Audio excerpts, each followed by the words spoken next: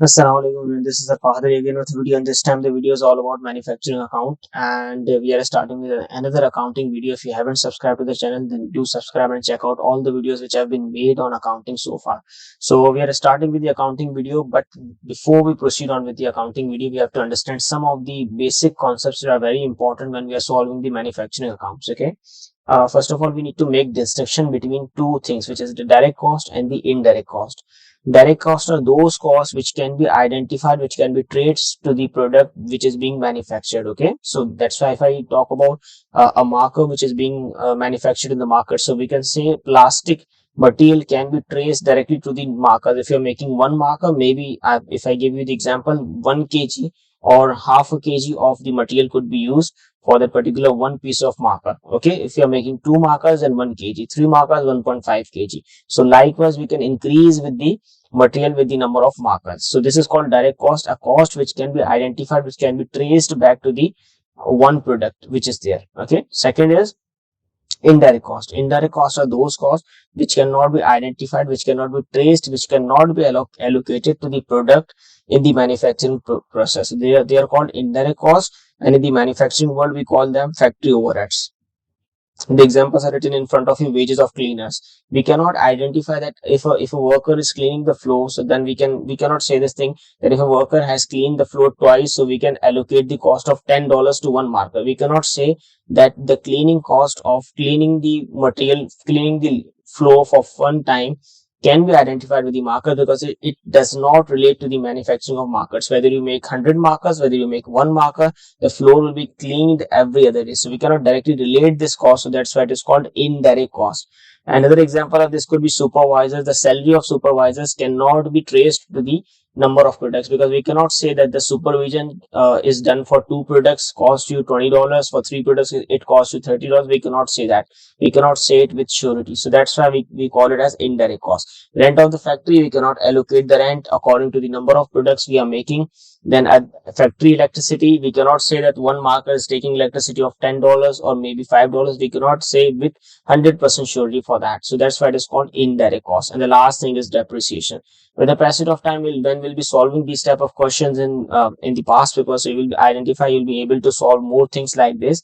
So we can say this thing that something in which we have to make a distinction is direct and indirect cost, and the second thing is apportionment of expenses. Whenever we are apportioning expenses, whenever we are given with the expenses, the examiner will always give you the guide how to allocate the expenses in the factory and in the factory and in the office. So we have to make two things. Majority of times O-levels examiner will ask you about two things, that is the income statement and the manufacturing account. But some of the times the examiner might not ask you for both the things. Maybe he or she might give you one thing in the examination, so be aware of that. So there are three types of accounting processes in this. One is the trading account, which we learn when we start with the accounting, that is income statement, that is called trading, in which what you do, you purchase something from A person, you sell it on your shop,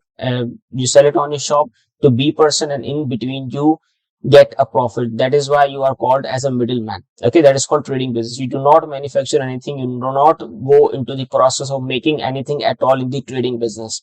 But if we talk about manufacturing, we manufacture the product, we sell the product. Both the things are being done by us. So we make the income statement, we make the manufacturing account. And in the third type of business, which I mentioned at the start, is the service business, in which we make the not-for-profit organization account, I have already made the video. The income statement video is already there. You can understand the income statement. The video on not-for-profit organization is already there on the channel. You can check it out. And this is the third video, which is the manufacturing account. So the examiner will always guide you how to apportion the expenses between factory and office, between a factory and office, and he or she will tell you about the percentage. Maybe that 30% is given to office, 70% is given to let's suppose factory. So these all instructions will be given in the end, so you don't need to worry about that. So moving forward to the format of the manufacturing account, you can say this thing that the format is very much important, very much easy, but there are certain terminologies in front of you which are, maybe you could say this thing that They are obsolete. We cannot use it in the examination. Opening stock of raw materials. We cannot use the word stock in the examination because the new terminology is inventory. So we write opening inventory of raw materials. We write the amount because opening inventory will always be given in the examination in the question, and it will always be inside the trial balance. This is the very basic concept for all the students who are doing accounting. Opening inventory will always be given inside the trial balance. Then second is add purchases of raw materials. We add that. Then we add the carriage inwards because again, whatever cost we incur in transportation of the goods by bringing the goods from the supplier to our own warehouse, that is called carriage inwards. We add all of these three things and we less closing stock of raw material. We get the answer cost of raw materials consumed, that is 13,000. We add direct labor wages, which is 6,000. We add direct expenses, we get 4,000. 13,000 plus 6,000 plus 4,000, we get the answer of 23,000, which is the prime cost. What is the prime cost? Many of the times the examiner asks you the MCQ in the MCQs paper, which is paper 1. What do you mean by the how do you define prime cost? How do you calculate prime cost? So there are three things: direct cost, direct material plus direct labor plus direct expenses. That is the formula for prime cost. So this is 1 mark MCQ which comes again and again in the examination. Add factory overheads expenses, which is rent, insurance, depreciation, electricity. You add all of these and you get the total of 16,000. In the last column, 16,000 plus 23,000, you get an answer of 39,000. You add work in process or work in progress and you less closing work in progress, you get the answer which is called production cost of goods completed, or in other words, in nowadays terminologies, we call it as cost of goods manufactured. This cost of goods manufactured comes in the income statement, which you can see below. Opening inventory of finished goods, add cost of goods manufactured. Rather than writing purchases over here, so this time we are manufacturing the goods, so we are writing add cost of goods manufactured, less closing inventory of finished goods. Then the whole process which has been carried out in the trading account remains the same, except one difference, which is rather than writing purchases, we write add cost of goods manufactured, because this time we are not purchasing from outside, we are making it on our own. I hope so far the things are very clear. The formats are in front of you. You can pause the video, you can write down the format, but remember one thing: rather than writing the word stock, always write opening inventory, okay, or closing inventory, wherever it comes. So let's come down to the past paper question, and the past paper question is over here. I guess this is the past paper question. So let's see this. I'll just zoom in for you. This is May June 2021 paper 2020, sorry, May June 2020 paper 2 variant 22 variant 21, sorry. And this is Cheapo owns a manufacturing business which produces product S. Product S is the product which is manufactured. She provided the following information for the year ended 30th April 2020. Revenue is given, purchase is given, purchase of finished goods, wages, everything is given. And below you have a requirement. What is the requirement for that? The requirement is, and then you have additional information before the requirement, which is factory machinery is to be depreciated, rent and insurance is to be split equally between the factory and the office. Annual salary of the factory supervisor 28,500. Closing inventory is given below, and it is always given outside the trial balance. This is a rule of thumb.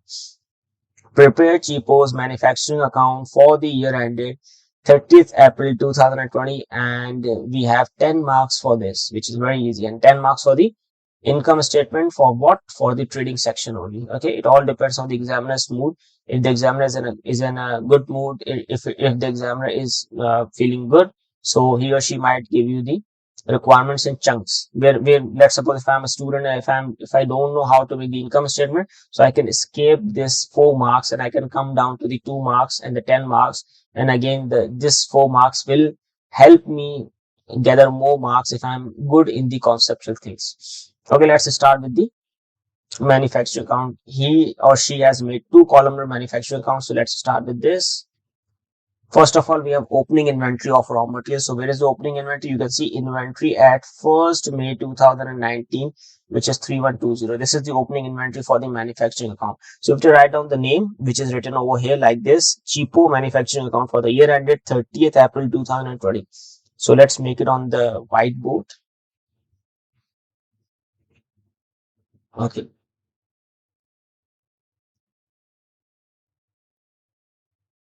So excuse me for my writing, because I'm not habitual of writing on the board like this.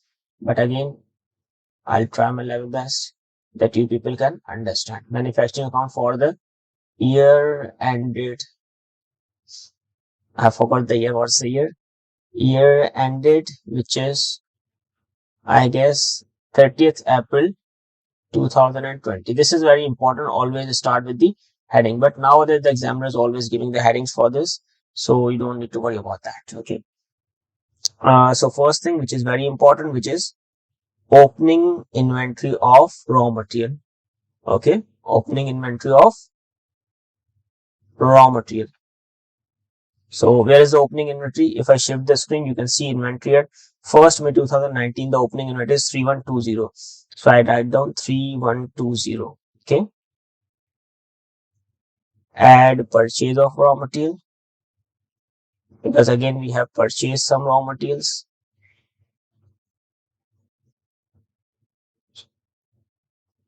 You can see the second item is purchase of raw materials, which is 46,500. Okay, then we don't have carriage inwards and we don't have purchase returns of raw materials. So we simply go down to the less closing inventory of raw materials, which will be given outside the trial balance. Sorry, I guess I messed it out. Closing inventory of raw materials,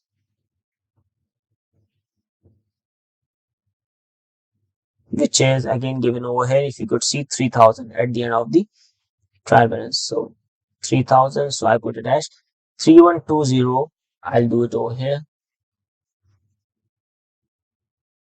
3120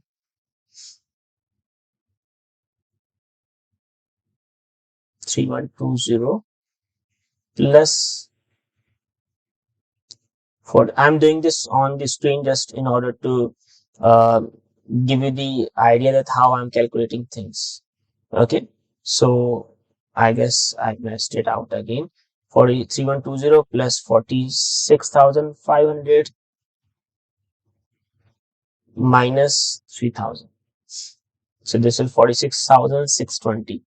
Okay, so this is 46,620. This is direct raw materials consumed. Okay, direct raw materials consumed or used. Then what do we have the next step? The next step is add direct labor. Add direct labor. Direct labor or the factory workers' wages. So you can see this thing, wages of factory operatives.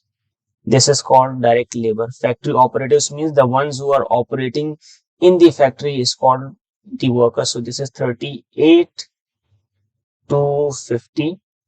Add direct expenses, which is royalties. What is royalties? Royalties is the tax which we give, is the amount. Not, we cannot say tax. It is the amount which is given to the person for whom we are using, of whom we are using the name. Let's suppose if KFC, if I want to open a branch of KFC, so I have to pay some certain fees to KFC for using their name. So this is called royalties. Okay. So I'll given it down in the bracket, royalties. And royalties paid to the inventor of product S, which is 7690. It is again added. Why we are adding all the things? Just because in order to get the cost of materials, that how much is the production cost. That's how we are adding all the things. 38250 plus 7690. 92,560. 92,560 is the prime cost. What is it? It is called prime cost of the manufacturing.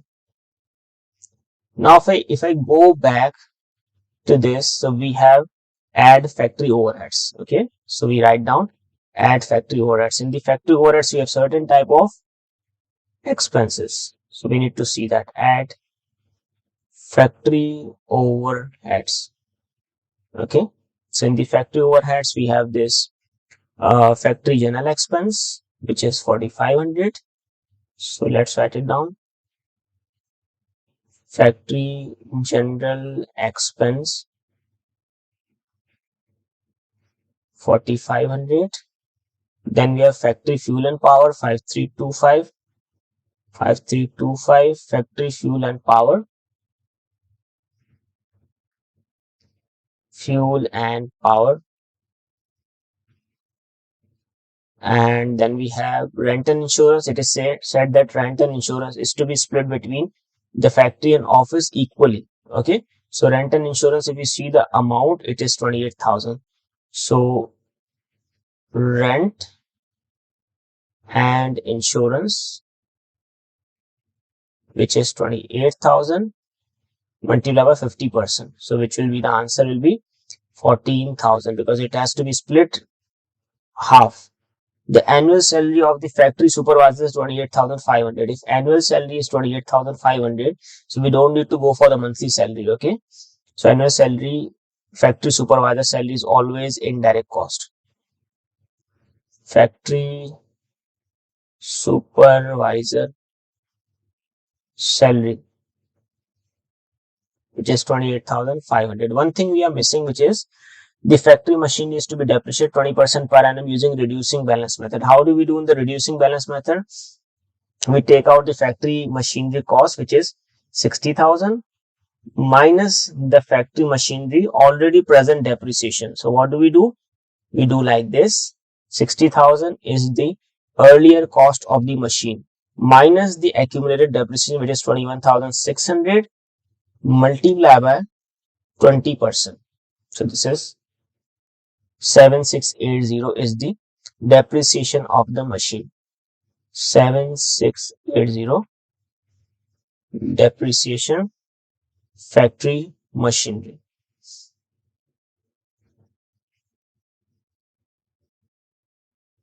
So the total of these costs will be 4,500 plus 5,325 plus 14,000 plus 28,500 plus 7680.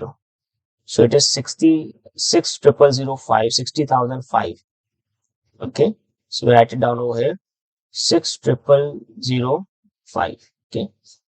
So we add this into 92,560. So 152,565.